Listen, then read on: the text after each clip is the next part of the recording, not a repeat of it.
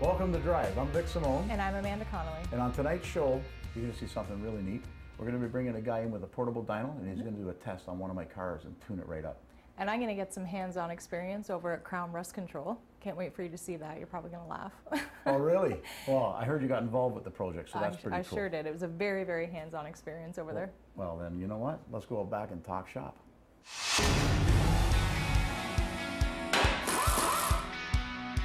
This week on Talk Shop, we're going to be installing a coilover suspension kit on this 2005 Mustang GT. This car is going to be entering the Ontario Time Attack, and we want to upgrade its suspension to a coilover adjustable suspension kit brought to us by Motorsport. The guys have already started working on it, but before we do anything, I want to talk to you about a regular suspension on a car. Questions come up as, why is my car sagging, or why am I bouncing too much? Well, we got some new parts here on this cart that we're going to talk about. This is a regular shock absorber. This is a rear shock absorber for this Mustang. All it does is absorb spring oscillation. That's the purpose of a shock absorber.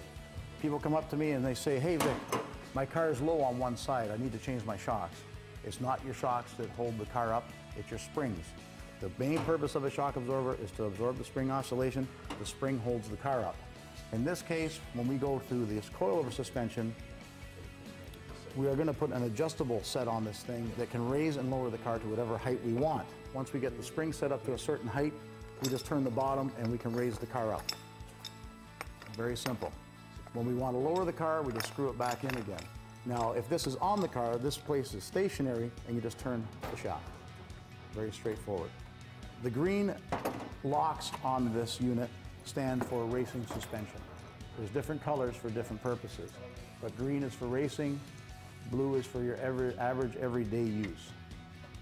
Now back to our regular suspension, when we go to replace shock absorbers or struts. When a strut wears out, normally you'll need a new strut, you might need an upper mount. Now when you buy a strut, you get this unit right here. And that's just a regular strut for a car. Approximate value of a strut could be around $200. Then you may require the mount and the bearing. Between the mount and the bearing, there's another $100.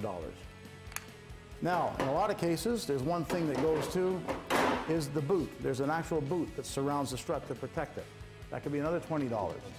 When you start adding up the cost of those units, sometimes it's cheaper to buy a complete quick strut. This is something they've come up with a few years ago. It makes labor a lot less, and it's easier to install. When you buy a quick strut, it comes with everything you need: spring, mount, boot, and strut. Take it out, put it in, and do your alignment. Very, very straightforward. Now we'll just keep an eye on the guys and see what they've been up to here, and we'll go from there.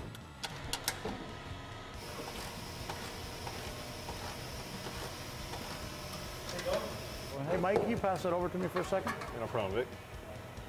There you go. Thanks very much. Well, there we go. Now this strut is not that bad. It is worn. There's a bit of oil coming out of the boot here. Okay, but not only do you look for oil coming out of the boot when you've got a worn strut, they say struts wear out during age, I guess, and kilometers. Theoretically, a strut is worn out after about 4 years. We just don't see it.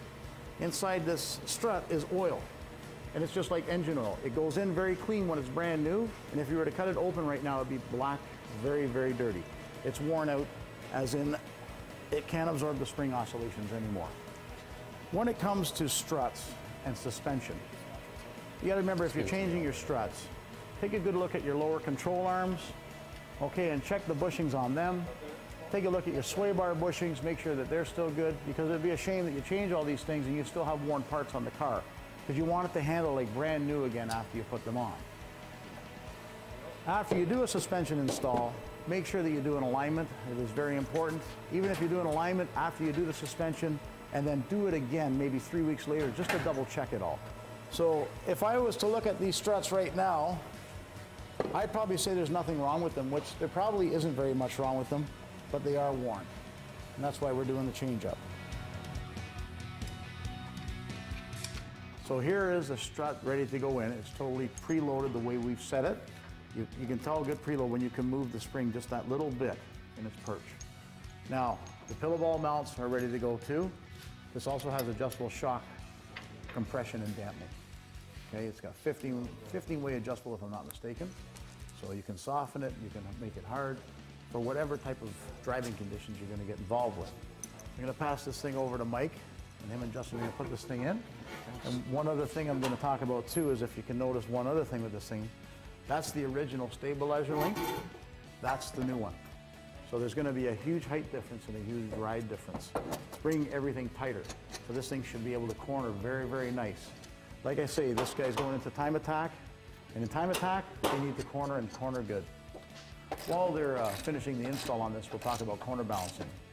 Once we get the car down and everything's tight and torqued, we're going to drop this car on 4 weight scales. We're going to see what each corner of the car weighs. And with that in mind, okay, we get the people coming in here and they say, I want my car lowered for the look, but they don't care about the handling. This car is going to be lowered for the handling, not for the look. So we might be up a ½ an inch on one side, down a ¼ inch on the other, but the way it's done for balancing reasons is for cornering. Trim that. It's not going to look pretty, but it's going to corner really good. Well, there you have it. We've got everything installed. We're going to lower it down onto the scales in a few minutes, and we're going to be checking the ride height again to see how much we've changed this thing. We want to be down at least 1.5 to 2 inches from where we started, and then start adjusting the balance of the car.